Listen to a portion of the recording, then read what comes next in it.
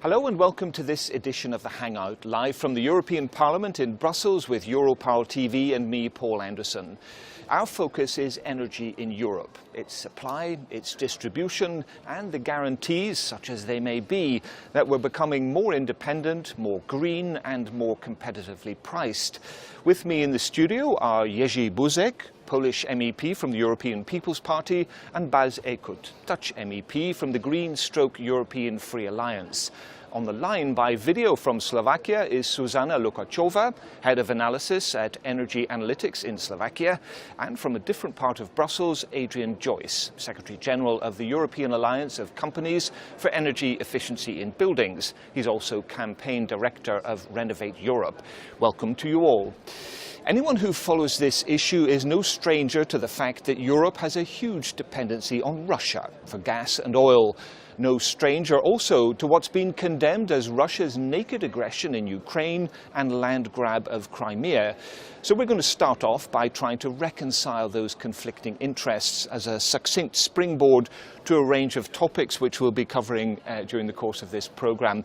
Jerzy Buzek, I'll start off with you first. In 30 seconds or 45 maximum, how do you reconcile Europe's energy needs with the sort of diplomatic pressures that it finds itself under from the part of Russia? Well, it's a quite new situation because we can say that energy is also a political weapon. And if we think about independent strategy towards our eastern part of our continent, we should be more independent, certainly, especially if we tackle the problem of Ukraine and special aggression of Russia towards Ukraine. It means we need more independence. Okay, great. Thank you very much indeed. Bas, I'll turn to you next for your take on the same question. Well, I think, what we see now, what's happening with Putin, Russia and Ukraine, is that energy is a geopolitical issue. And very clearly, we have been warning as Greens, of course, for a long period of time that we said we want to become more self-dependent on energy.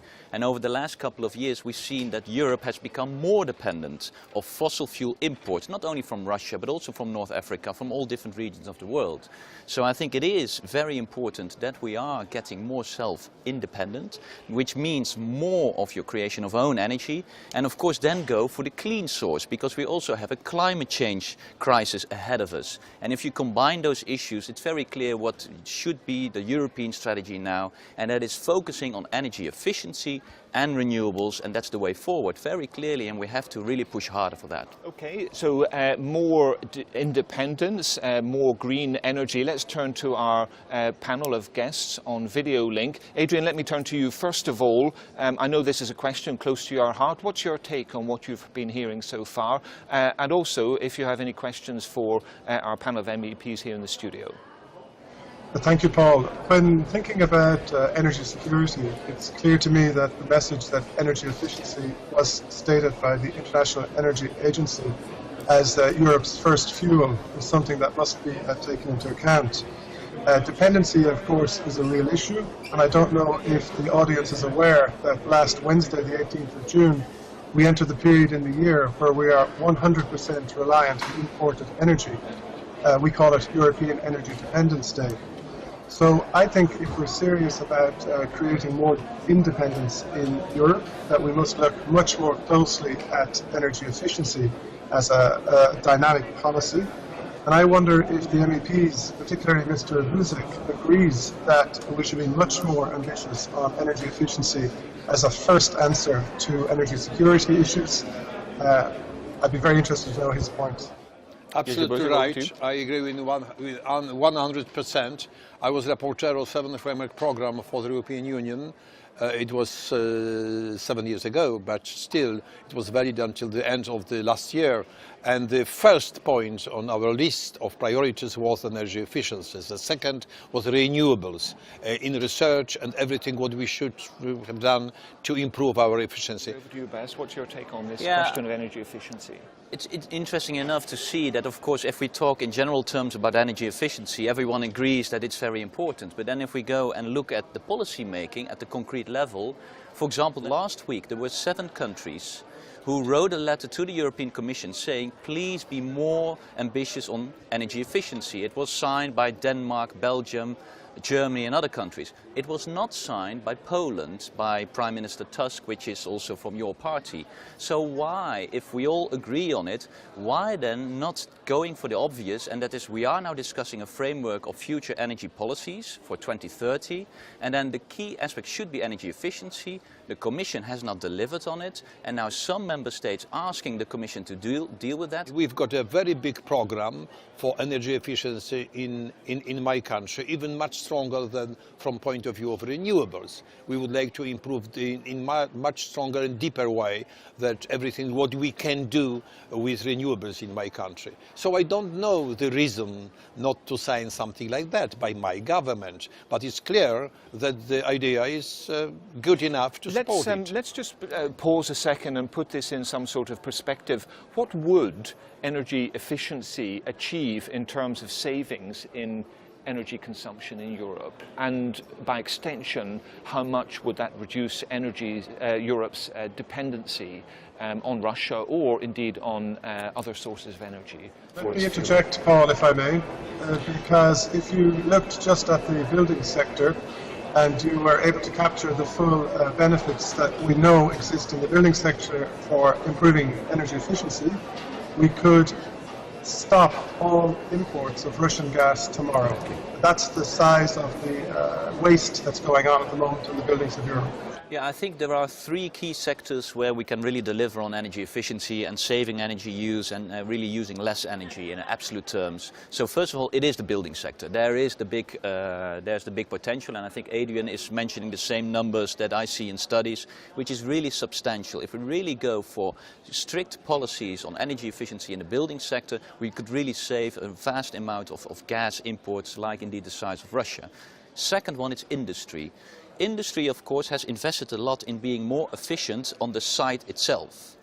But what you see still lacking is that industry they are usually placed very close to each other, and they should collaborate far more together in using the waste flows. What is a waste flow of one site, one industry, factory, it can be used for energy purposes, for example, by another site. Third one is the transport sector. If you really see on the transport sector, where still we have a very lot inefficient cars, but also inefficient ways of dealing with transport, also there's a huge potential to decrease our import of fossil fuels. Okay, we're going to come to Zuzanna Lukachova in just a second, but I want to put one question that leads on from that to you, Jerzy Buzek. Do you believe that the economic crisis has killed the impetus for green innovations within industry, i.e. at this point when we're emerging from economic crisis, the key priority is production at whatever cost? Our influence, European influence, is not too big because we are responsible for 11% of emissions. And if we imagine China or India, they want to use coal at least for 2050, even more coal than today. So the most important problem is somewhere else, not in the European Union. Okay, we're going to come back to the question of climate change and CO2 emissions in just a moment, but I'm going to turn to Zuzanna Lukachova. Now, apologies, Zuzanna, we're coming to you a bit late on in the programme, but you've heard quite a lot already. I'm just curious to know what your take is in Slovakia, a country which is extremely dependent on fuel supplies from Russia, presumably coming along the pipeline via Ukraine, and what question you would like to put to MEPs?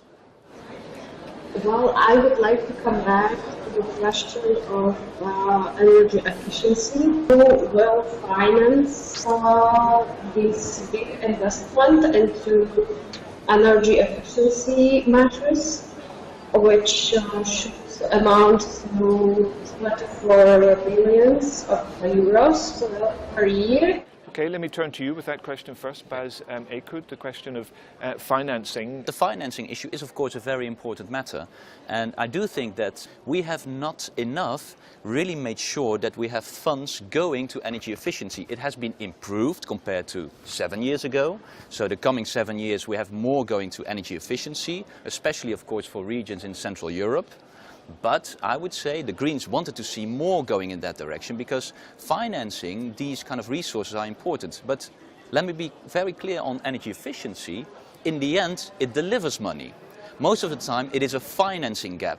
But once you have the finances going and you reduce energy use, you also reduce a lot of waste of money and energy. So in that sense, energy efficiency is most of the time the most cost-effective one. Everybody could agree that energy efficiency is the most important from point of view of energy use. But it takes time. And individual cost for each member state is very different. If you take Sweden, for example, 8% for fossil fuels. So diminish the CO2 emission is very easy for Sweden or for France, but not as easy for Estonia, for Romania, for Poland and some other member states. We must take into account, we need time, nothing more. If we have more time, we can manage, certainly. It's not only a matter of time. I mean, I fully agree that there are differences in Europe and everyone has different starting points, absolutely. I mean, everyone knows that.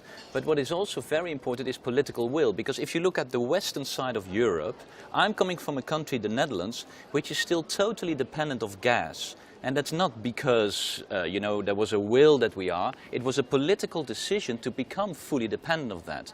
We are not delivering well on energy efficiency. On renewables, we are lower than Poland on renewables. The Netherlands is lower than Poland.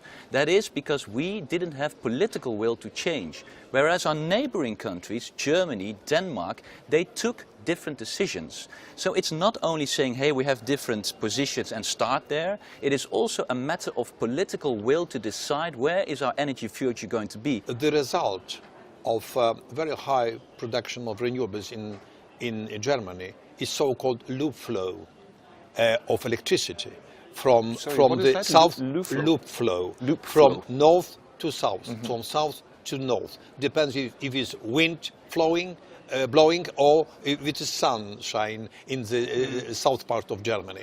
And well, we don't have even enough grids for that. It's a big problem. Okay. So we must develop a lot of additional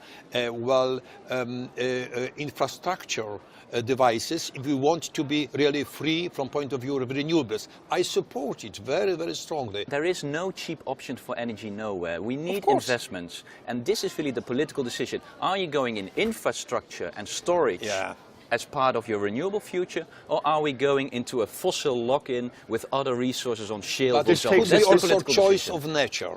It's a choice of nature. Well, it's more political. No, I disagree with you. It's a pragmatic choice and choice of nature. We are the most independent country from point of view of electricity production. It's your first sentence, self-dependence. Yeah. So you cannot find any other EU member states like it is in Poland. We are completely independent from point of view of electricity production. So if you started from this sentence, it's very important to underline.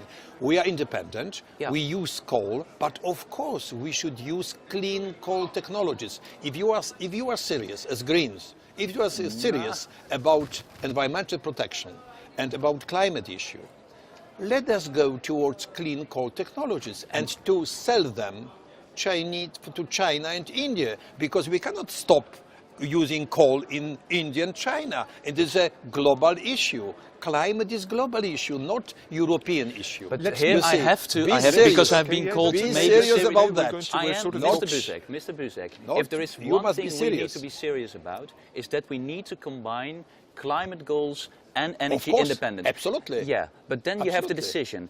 Are we going to invest in all kind of indigenous fossil resources and on top of that CCS, the carbon capture and storage, because that's what you're talking about when you talk about clean coal. That's a lot of investments in non-proven technologies. Or, and that's the political decision, are you going to invest in the clean renewable sources? What is the ideal or realistic energy mix that Europe will be depending on, let's say, within a period of the next 10 years, bearing in mind the renewables advances made in Germany and Denmark, bearing in mind the shale gas discoveries made in Europe? Of course, energy efficiency, the most important for all of us. Second, we need more and more renewables, because in general we need indigenous energy resources. Renewables are indigenous, but also shale gas or coal, but with clean coal technologies. It's not our goal a low carbon economy, low emission economy. This is exactly the crunch issue. If we say we want to meet and climate targets and self-independency, you have to invest. We know that. The political decision, it's not by nature, it's a political decision. Where are we going to invest in? Are you going to invest in coal, which is then carbon capture storage ready? There is none built until now. It's a non-existing technology in Europe now. A lot of pilots failed until now. Are we going to invest in shale gas, what Mr. Buzek said? It's also, until now, failed in the EU. So if you are going in these kind of resources, or, and that's a political decision, are you going in the fastest increasing renewable energy source, and that's renewables. It's increasing 5% every year in Europe. Every year. Okay. How much increase in CCS? Zero. I'm going to put these in shale gas? Zero. We need cheaper energy. Let me stop you there just for a moment. Hold that thought. We're in danger of leaving our guests from Slovakia and other parts of Brussels completely sidelined. Let me turn to you, Susanna. First of all, what do you make of what you've been hearing, in particular the question of this ideal and most realistic energy mix for the next decade? In Slovakia, we have a major problem with renewables, how to finance them. Because right now they are financed via transmission fees, and that naturally increases our electricity prices, especially for big companies. Let's turn to you, Adrian, and then we'll come back to both MEPs to pick up both these questions. What do you make of the vision of a potential different visions from both MEPs of a potential energy mix in Europe in the next decade? And what question would you like to put to them resulting from that? Well, Paul, a fascinating debate between the political parties taking their different points of view. And very interesting that quite quickly in that debate, the debate turned to supply-side issues only. And one of the key things that was not mentioned is that a key part of our energy mix in the future is a dramatic reduction in energy demand. And if we don't reduce our energy demand, then we will never be able to afford infrastructure investments. For example, if you need less energy, you need less infrastructure to distribute it, so you have lower investments. In order to finance the future, if we can cut our dependence on imported fuels, we will save 1.1 billion euros per day. That's 335 billion per year, money that could be used to bridge this financing gap to invest in energy efficiency and renewables for a better energy mix in the future. Okay, we're going to wind up in the way that we started off with a quick 30 seconds for each of you to finish off. First, you, Baz, if you can tell me what in the next 5 years during this term do you think is the key ambition for you as an MEP or for you as Greens in terms of energy security and green energy? Well, I think one of the key discussions is, of course, the international climate negotiations in Paris next year. And in the sideline of that, the 2030 energy and climate package that the EU wants to come forward with. And there the focus should be on combining climate targets and energy independence. And that is really, like I said from the beginning, efficiency and renewables, and that's the way forward. Okay, over to you, Mr. Buzek. You have 5 years to make an impact.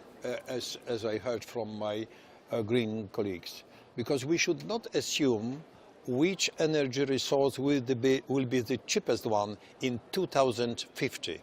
So we should have common energy market to be very well connected, and then we can compete on this open market.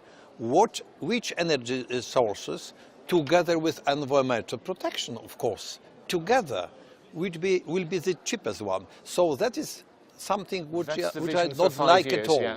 Just we assume what will be in the future really the cheapest energy resource. We don't know that at all. Policy making in the next 5 years. So let us check it. How does that turn into policy making? Well, we know also the price development from point of view of some important parts of our planet. And we must take into account if we are serious about climate issue. Sometimes I find that you are not very serious because you don't care about China and India. I think if there's one thing you cannot say of the Greens that we don't take climate serious, that is really okay, one we're thing going to stop very there. Don't think seriously about the future of China and India. We've run out of time. And with that, we're going to have to leave it there. My thanks to all my guests, Jerzy Buzek from the European People's Party from Poland, Bas Eickhout from the Greens from the Netherlands, and in Brussels, Adrian Joyce, many thanks indeed for joining us, and Zuzana Lukaczova from Slovakia, many thanks also for joining us. And that's it from this latest Hangout. Many thanks to you for joining us also.